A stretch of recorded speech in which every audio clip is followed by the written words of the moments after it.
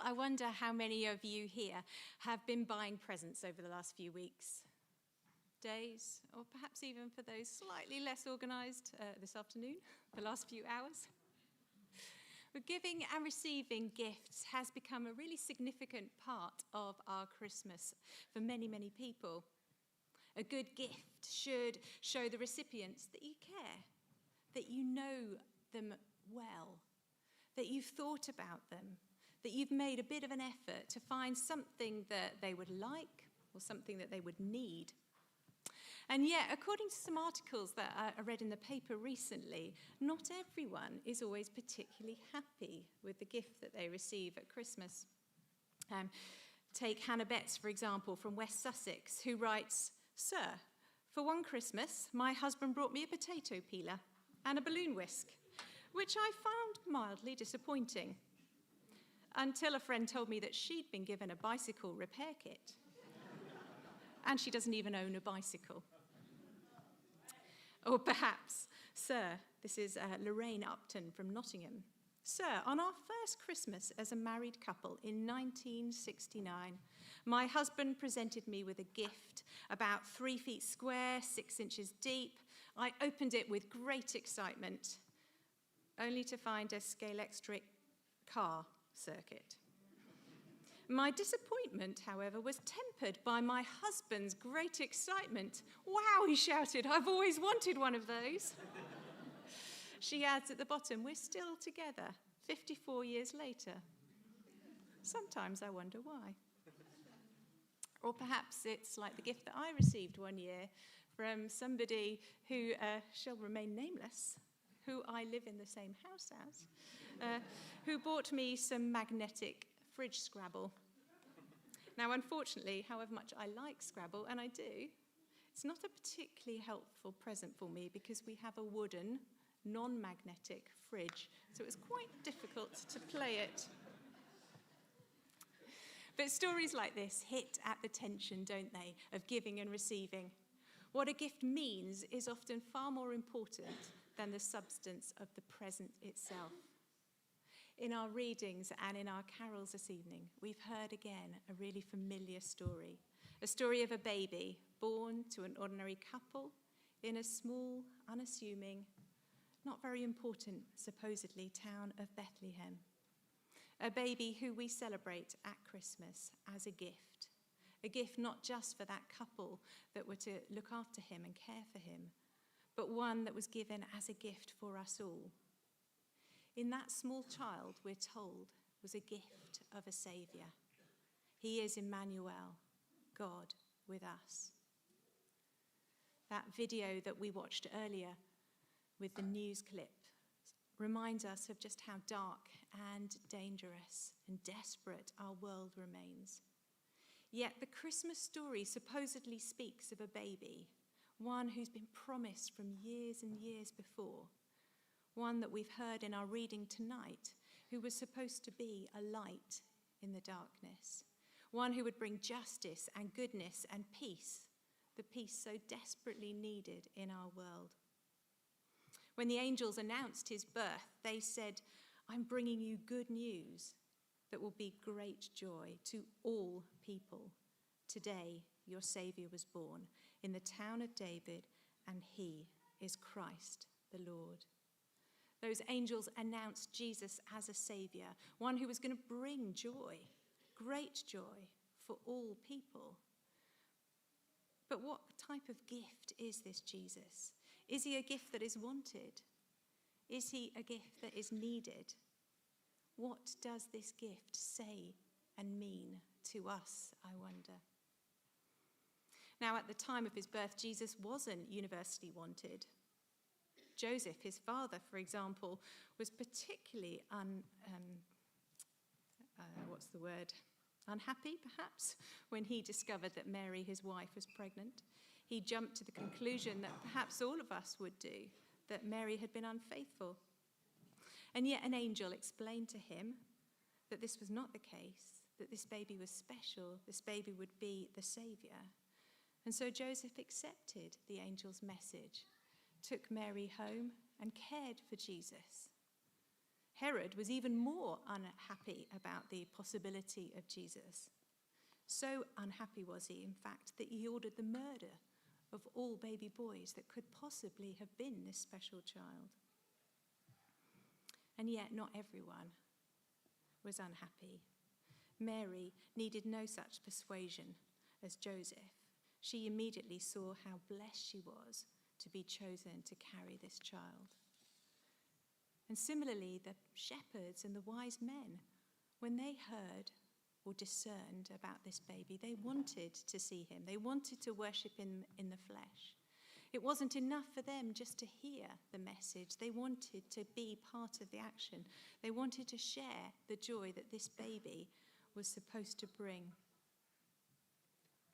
So right from the start, we see that Jesus was a gift that was wanted by some, that was eagerly anticipated by a few, but very unwanted by others. Whether he was wanted at the time of his birth or not, was he a baby that was needed, I wonder?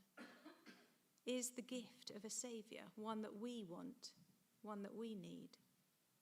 Because a saviour is only necessary, isn't it, for somebody who needs to be saved? And yet, the angels told the shepherd that this baby was going to be for all people. And the Bible makes it clear that whether we recognise it or not, whether we want it or not, all people ultimately need a saviour. That's you, that's me, that's each and every one of us.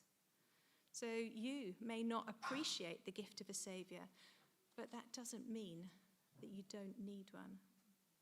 When we recognise that we aren't perfect, that on our own we can't get close to God, we open ourselves up, I think, to the possibility that we might need somebody to rescue us.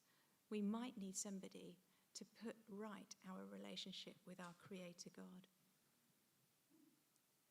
And when we open ourselves up to this possibility, we see that Jesus could well be the source of joy and hope that the angels said he would be. If Jesus hadn't died, if he hadn't been born, if he hadn't lived, if he hadn't died, if he hadn't risen again, we would still need a saviour. We just wouldn't have one. Jesus is God's gift to us. He's a gift of love. He's a gift given because of a need that is recognised, a need that is identified. Without the gift of Jesus, we would still need a saviour, but we would be left without one. So if Jesus is the gift we need, why is it then, why is it now, that he's not universally accepted, universally recognised, universally wanted? I think that's because he's a gift that demands a response, and a gift that has implications. We have to choose whether or not we want to accept this gift. We have to choose whether or not it's going to be worthwhile for us. The Christmas story introduces us to a whole different set of characters, each one who recognised and responded to the idea of this child in a different way. There were some like Mary and the shepherds who responded with joy and openness, who recognised this baby as a gift from God. But there were others, like the wise men, who journeyed slowly towards this child, not really understanding what they were searching for. Their understanding was gradual. But I think that gives us hope, because it means that not everyone sees at first. Not everyone understands immediately. But they tell us that all who seek will find him. There were others who rejected to the gift of this child with hostility, like Herod, who did his very best to get rid of the idea of Jesus. But Herod's resistance ultimately did nothing to change the truth of who Jesus was. And so Jesus is a gift for us. But there's so much more to the story than that. The angel said to Joseph, "The virgin will be pregnant, she will give birth to a son, and you will give him the name Emmanuel," which means God with us. And then in John's Gospel, we get the summary statement of what Christmas means. The Word, Jesus, became flesh and lived among us. Jesus is Emmanuel, God with us. God with us. And this tiny word is the biggest mystery, I think, and the greatest gift of Christmas. It describes the very heart of God, the very nature of God's purposes for us and his destiny for us. At the very beginning of all things, Jesus was with God. Without him, not one single thing came into being. At the very end of Jesus' life on earth, he promised that he would remain with us forever. Our God is a God of relationship. He's one who's been there from the beginning. He's one who sought to instill relationship in creation. It was what he was looking for when he set a covenant with Abraham. It's what his coming at Christmas is all about. God's whole life and action and purpose is to be with us. And so the gifts that we receive this Christmas should point us towards this ultimate gift, a Saviour given by God out of love, a Saviour who knows each one of us completely. This gift of Jesus should and can, if we let it, meet the deepest need of each of our hearts. It offers the greatest security and joy.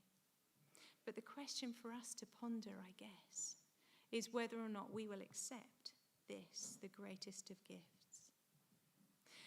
And for those who have, perhaps this Christmas we need to look beyond our gifts to see the ultimate giver. The God who does so much for us, and even more, is a God who offers to be with us. And as we think about the gifts that we give to others, perhaps we should be considering that giving presents, however well-intentioned, is never a substitute for being the right person. Christmas gives us all an opportunity to consider who we are, to consider how we will receive the gift and enjoy God's presence with us, but also to consider how we might follow his example, how we might become more willing to be people who are with others in all the messiness, in all the joys of life. Because God chose to be with us, and he calls us to be a people who journey with others too.